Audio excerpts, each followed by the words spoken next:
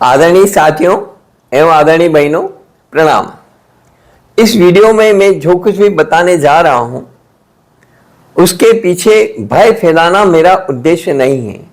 आपको सावधान करना, सतर्क करना मेरा उद्देश्य है। ये वीडियो आप देख करके जानेंगे कि किस प्रकार का बैक्टीरिया आ रहा है।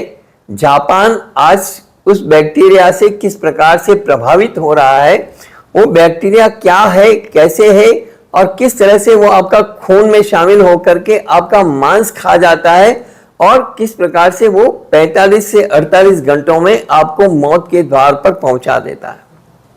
मैं उस बैक्टीरिया के बारे में आपको सतर्क करने की दृष्टि से, सावधान करने की दृष्टि से ये वीडियो बना रहा हूं। अन्यथा ये वीडियो बनाने की मेरी कतई इच्छा नहीं थी। क्यों? कि इससे कहीं कोई डरे नहीं, भय व्याप्त नहीं हो। तो इसलिए मैं पहले से सावधानी बता रहा हूं कि आप कृपया डरे नहीं। हम इसका मुकाबला कर सकते हैं। कैसे कर सकते हैं, किस प्रकार की सावधानियां हमें रखनी है, इस बारे में मैं वीडियो में चर्चा करूंगा। लेकिन पहले मैं सावधानी दिला रहा हूं। जापान बीते कुछ समय से एक खतरनाक बैक्टीरिया की चपेट में है। इस बैक्टीरिया को लेकर के अभी तक जितने भी रिपोर्ट सामने आई है उसके मुताबिक ये बैक्टीरिया इंसान के शरीर में घुस करके उसके मांस को खाता है। इससे इंसान की रोग प्रतिरोधक क्षमता कमजोर हो जाती है और उसकी बाद में मौत हो जाती है। इस बैक्टीरिया को कोरोना से भी घातक बताया जा रहा है। देखिए, जब कोरोना का पहला केस चाइना में हुआ था तब मैंने दिसंबर 2019 में सोशल मीडिया पर पोस्ट किया था कि यह पूरे विश्व में फैलेगा और बहुत सारे लोगों को अकाल मौत का शिकार बना लेगा। उस समय मेरी बात पर सभी लोग हंसे, ध्यान नहीं दिया और ऐसा भी कहा गया कि मैं किसी प्रकार का भय क्रिएट कर रहा हूं, लेकिन मेरा कोई उद्देश्य नहीं। अच्छा, मैं भय क्रिएट करके क्या करूंगा? मेरा क्या वेस्टेड इंटरेस्ट है? मुझे आपसे कुछ लाभ नहीं लेना है, बल्कि मैं आपको आपका जीवन बचाने के लिए ये सब बता रहा हूं। कोविड के बारे में भी मैंने इसीलिए जानकारी दी कि ताकि लोग अपना बचाव कर सकें, क्योंकि उसमें बचाव ही उपाय है और कोई उपाय नहीं था। ये टीकाकरण वगैरह सब बहुत बात की बातें हैं। लेकिन जब मैंने 21-22 दिसंबर 2019 को सोशल मीडिया पर अपना पोस्ट लिखा, उस समय मैंने बहुत साफ शब्दों में कहा था कि ये पूरी दुनिया में फैलेगा और पूरी दुनिया में हजारों लाखों लोगों को मार डालेगा। तो इसलिए मैं इसमें भी सावधानी दिला रहा हूं। इसलिए ये आपको बता रहा हूं कि इस बैक्टीरिया को कोरोना से भी ज्यादा घातक बताया जा रहा है। कहा जा रहा है कि इसकी चपेट में आने से पीड़ित इंसान की महज 48 घंटे के भीतर मौत हो जा रही है। यह बैक्टीरिया इतना घातक इसलिए है क्योंकि यह इंसानों को संक्रमित करने के बाद उसके मांस को खाता है। क्योंकि यह बैक्टीरिया सीधे तौर पर इंसान के मसल्स पर सबसे घातक हमला करता है, लिहाजा इसकी वजह से पीड़ित की रोग प्रतिरोधक क्षमता काफी तेजी से कम होती है और इसकी चपेट में आने के 2 दिन के भीतर ही उसकी मौत हो जाती है। इस बैक्टीरिया का नाम है streptococcal toxic shock syndrome, STSS। विशेषज्ञों के अनुसार यह बैक्टीरिया दूसरे अन्य बैक्टीरिया की तुलना में बेहद घातक है। अभी तक जितनी रिपोर्ट सामने आई है उसके मुताबिक अगर 100 लोग इस बैक्टीरिया से संक्रमित होते हैं तो उनमें से 30% लोगों की मौत हो जाती है। लेकिन 70% बचते हैं ना। मैं 70% बचने वालों की बात करना चाहता हूं ताकि आप 70% नहीं, आप 100% बच सकें। इसलिए आपको सावधानी दिला रहा हूं। ये कोरोना से होने वाली मृत्यु दर से काफी ज्यादा है, 30%। STSS एक दुर्लभ लेकिन गंभीर बैक्टीरियल इन्फेक्शन है। किसी को भी अपना शिकार बनाने के बाद यह तेजी से पीड़ित के शरीर में फैलता है। यह बैक्टीरिया पीड़ित के खून में मिलकर के कुछ विषैले पदार्थ छोड़ता है, जिससे पीड़ित का मल्टी ऑर्गन फेल्योर हो जाता है। यह बैक्टीरिया इंसान को संक्रमित करने के बाद उनके मांस को खाना शुरू कर देते हैं। और मल्टी ऑर्गन्स, अलग अलग ऑर्गन्स को फेल करते रहते हैं, खाते रहते हैं और खत्म करते रहते हैं।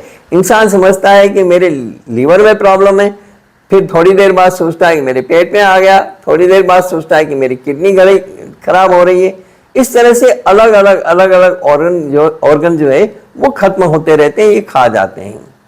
ये STSS के लक्षण क्या हैं? जो साइंटिस्ट हैं उन्होंने बताया है कि STSS सिंड्रोम कई तरह का होता है। इसमें बैक्टीरिया बदलने पर लक्षण बदल सकते हैं। बैक्टीरिया परिवर्तनशील है इसका। आमतौर पर STSS तो उनमें अचानक से तेज बुखार, कंपकंपी लगना, शरीर में दर्द, फ्लू जैसे लक्षण, दस्त, मतली या उल्टी होना, स्किन पर लाल दाने दिखना, स्किन पर छिल जाना स्किन का, या इस तरह से चक्कर आना, बेहोशी सा छाना और आंखों और गले में लालिमा का दिखना, इस तरह के लक्षण दिखते हैं। लेकिन दो लोगों में अलग अलग लक्षण हो सकते हैं।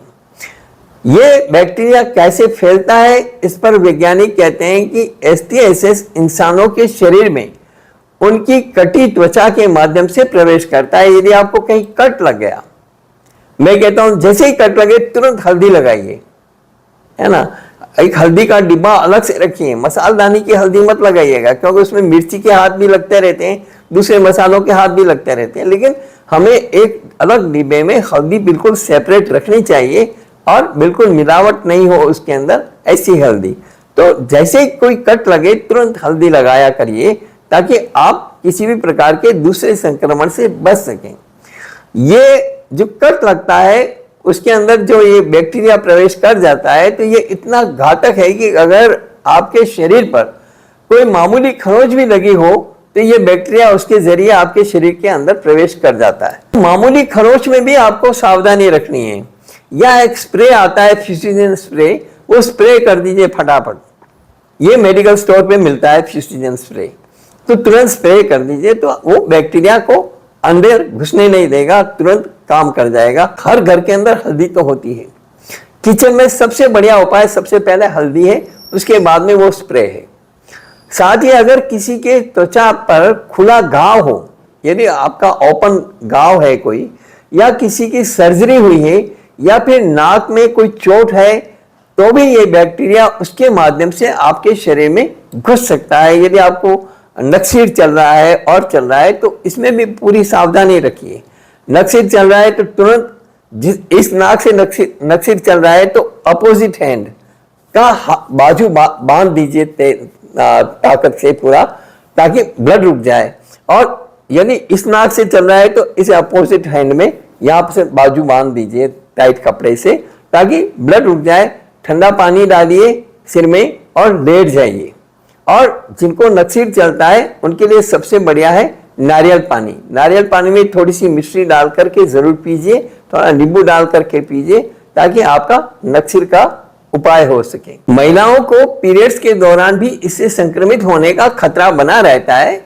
ऐसी स्थिति तब ज्यादा होती है जब महिलाएं पीरियड्स के दौरान टैम्पून या कप का इस्तेमाल करती हैं। वैज्ञानिकों का कहना है कि इस बैक्टीरिया से बचने के लिए महिलाओं को टैम्पून या कप की जगह सैनिटरी पैड का इस्तेमाल करना चाहिए। और ये बहुत साफ सफाई बरतने की जरूरत है। उस दौरान भी, पीरियड्स के दौरान बहुत साफ सफाई शरीर की जरूरी है। इस बैक्टीरिया से पैदा होने वाले लक्षण अचानक से सामने आते हैं और मरीज की हालत तेजी से बिगड़ने लगती है, संभलने का मौका नहीं मिलता। राहत की बात यह है कि अगर इस बैक्टीरिया का पता जल्दी से लगा दिया जाए तो इसके होने वाले नुकसानों को रोका जा सकता है। इस घातक बैक्टीरिया से बचने के लिए आपको कुछ जरूरी बातों का ध्यान रखना चाहिए। पहला तो यह कि आपको चाहिए कि आप समय समय पर हाथ धोते रहें, हाइजीन मेंटेन करें। अगर आपके शरीर में कोई भी खरोंच या चोट लगे तो इसका इलाज तुरंत करें। महिलाओं को चाहिए कि पीरियड्स के दौरान सैनिटरी नैपकिन का इस्तेमाल करें। इसके अलावा अपनी इम्यूनिटी को स्ट्रॉन्ग करने पर सबसे ज्यादा फोकस करिए। यदि आपकी इम्यूनिटी स्ट्रॉन्ग होगी तो आप किसी भी बीमारी का, किसी भी संक्रमण का, किसी भी खराब बैक्टीरिया का मुकाबला करने में पूरी तरह सक्षम होंगे। और उसके लिए जो हमने एक चटनी की रेसिपी बना रखी है, हमारा वीडियो है पूरा का पूरा, वो चटनी का इस्तेमाल करिए, उससे आपकी इम्यूनिटी बढ़ेगी। इसी तरह से एक सूप का हमने वीडियो बनाया है और सूप की रेसिपी हमने बताई है कि उस सूप के अंदर क्या क्या इंग्रेडिएंट डालने और कौन कौन से इंग्रेडिएंट डालने का क्या क्या मतलब है, उन इंग्रेडिएंट्स में कौन कौन से विटामिन और कौन कौन से मिनरल हैं जो आपको बचाएंगे, आपकी इम्यूनिटी को स्ट्रॉन्ग करेंगे।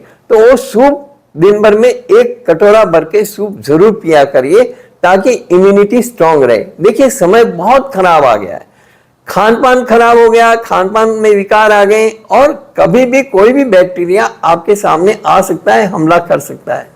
ये जापान वाला ये बैक्टीरिया ही हो जरूरी नहीं है, और भी कई तरह के संक्रमण हो सकते हैं। उन सभी प्रकार के संक्रमणों से बचने का सबसे अच्छा तरीका है चटनी का सेवन, उस सूप का सेवन, सवेरे सवेरे ड्राई फ्रूट्स का सेवन, सवेरे सवेरे उससे पहले खाली पेट पानी पीने का अभ्यास, नियमित रूप से खाली पेट पानी पिए। अलग अलग तरह के 10 तरह के पानी मैंने बताए हैं, उनमें से जो आपके बॉडी के हिसाब से या जो आपके प्रॉब्लम्स के हिसाब से आपको सूट करता है वो पानी पीजिए।